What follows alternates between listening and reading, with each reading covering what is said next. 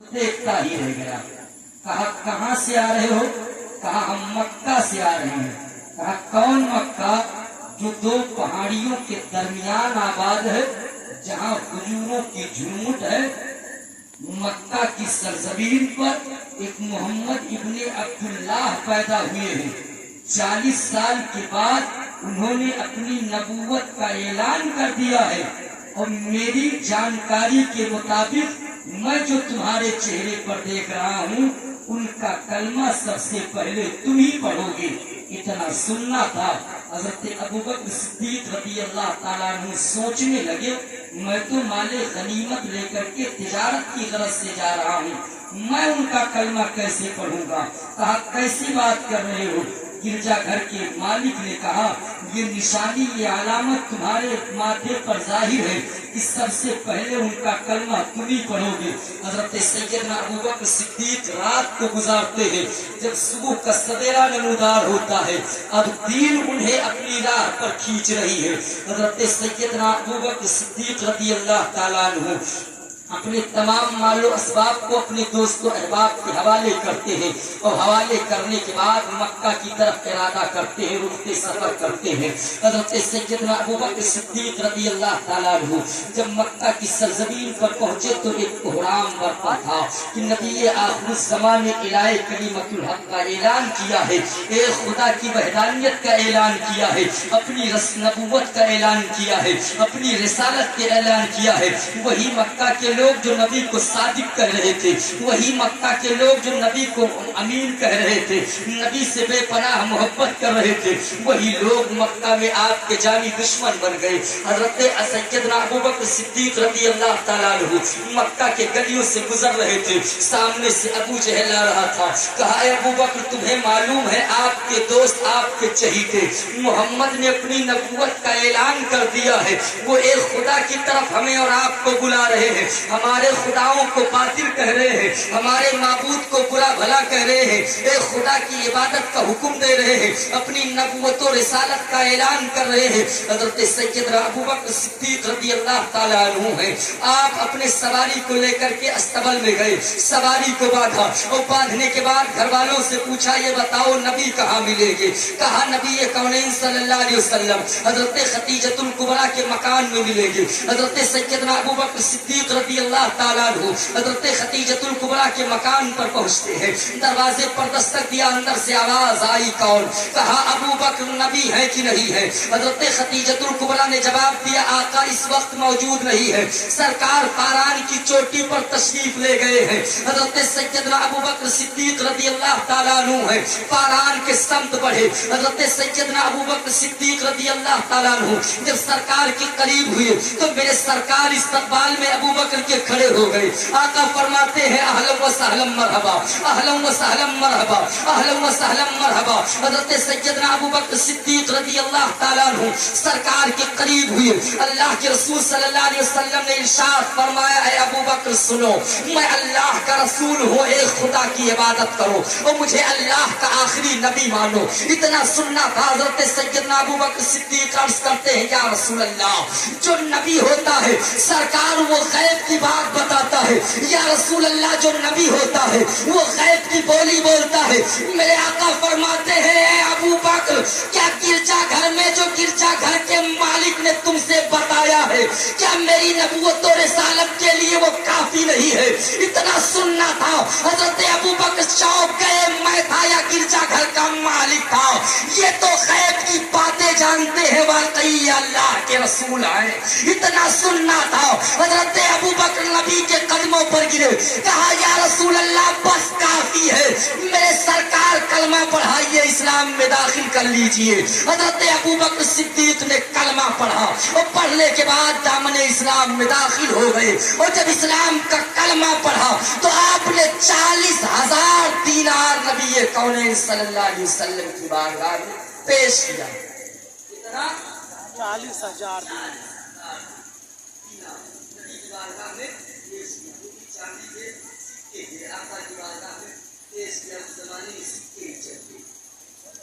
40,000 कितने? 40,000 अल्लाह के सल्लल्लाहु अलैहि वसल्लम की बारगाह में पेश किया। और दौलत नहीं, इतने बड़े صلی اللہ علیہ وسلم نے اسی موقع پر فرمایا کہ اے ابو بکر آج سے تم صدیق ہو. کیا ہو؟ صدیق. صدیق اکبر کا خطاب میرے نبی نے دیا. حضرت سیدنا ابو بکر صدیق بے پناہ حضور سے محبت کرتے ہیں. محبت کا عالم یہ تھا کہ ایک مرتبہ اللہ کے رسول صلی اللہ علیہ وسلم نے مال غنیمت طلب کیا. کیا طلب کیا؟ اللہ نے زبان دی ہے تو بولو. کیا طلب کیا؟ مال غنیمت طلب کیا. حضرت عمر فاروق اعظم اور دیگر صحابہ بارگاہ رسالت مآب سے اٹھے.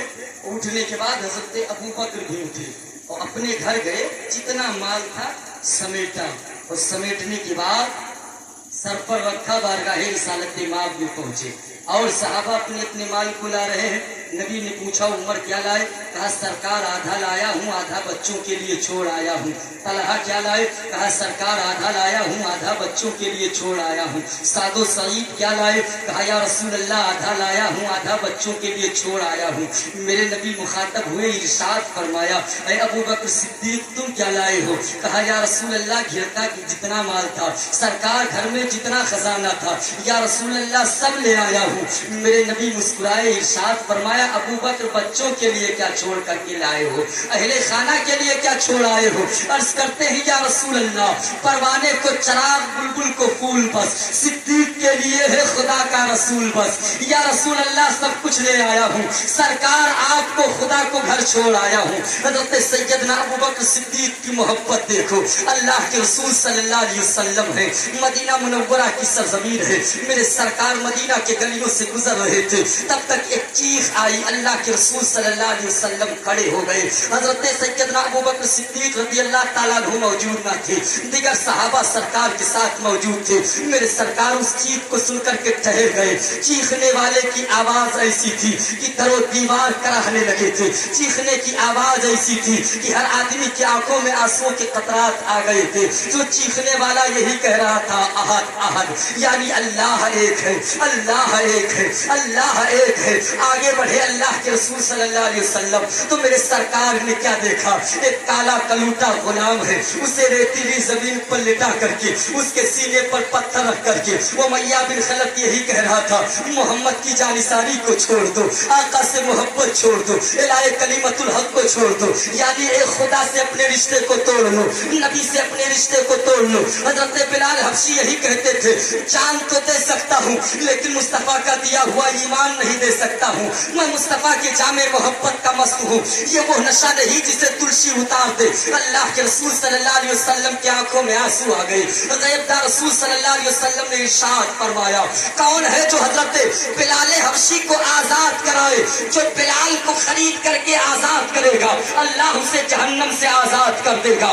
جتنے صحابہ تھے سب خاموش ہیں. اللہ کے رسول صلی اللہ علیہ وسلم کا شائن نبوت پر تشریف فرما ہے. تب تک حضرت ابو بکر صدیق بارگاہ رسالت مآب میں آ رہے تھے. راستے میں صحابہ نے کہا اے ابو بکر تم موجود نہ تھے. اللہ کے رسول صلی اللہ علیہ وسلم نے فرمایا ہے کہ جو حضرت بلال حبشی کو آزاد کرائے گا, جو بلال حبشی کو خرید کر کے آزاد کرے گا اللہ اسے جہنم سے آزاد کر دے گا. اتنا سننا تھا. حضرت سیدنا ابو بکر صدیق رضی اللہ تعالیٰ عنہ بارگاہ رسالت مآب میں پہنچے. عرض کرتے ہیں یا رسول اللہ میں نے ایسا ایسا سنا ہے, سرکار کیا واقعی سچ ہے؟ اللہ کے رسول صلی اللہ علیہ وسلم نے ارشاد فرمایا ہاں ابو بکر صدیق جو بلال کو آزاد کرائے گا خرید کر کے اللہ اسے جہنم سے آزاد کر دے گا.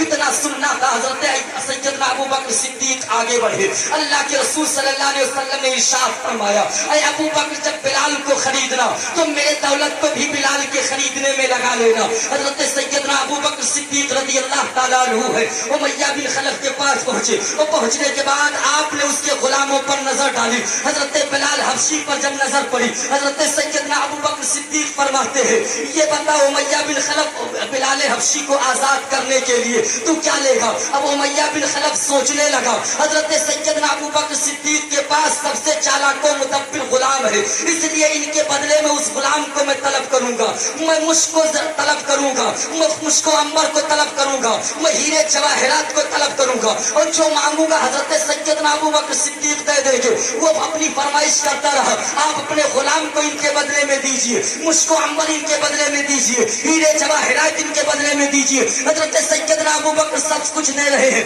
اور حضرت بلال حبشی کو آزاد کیا اور خریدنے کے بعد جب آزاد کیا تو آپ فرماتے ہیں او نادان, اگر ابو بکر سے پوری دولت آج ان کے لیے مانگ لیتا تو ابو بکر ان کی آزادی میں پوری دولت دے دیتا. میرے سرکار آزاد کرا کر کے حضرت بلال حبشی کو آقا کی بارگاہ میں پہنچے. میرے سرکار نے فرمایا ابو بکر تم نے غلام کو خریدا آزاد کیا, لیکن میں نے کہا تھا بلال کو خریدنے میں قیمت مجھ سے بھی لے لینا. حضرت سیدنا ابو بکر صدیق عرض کرتے ہیں یا رسول اللہ, جو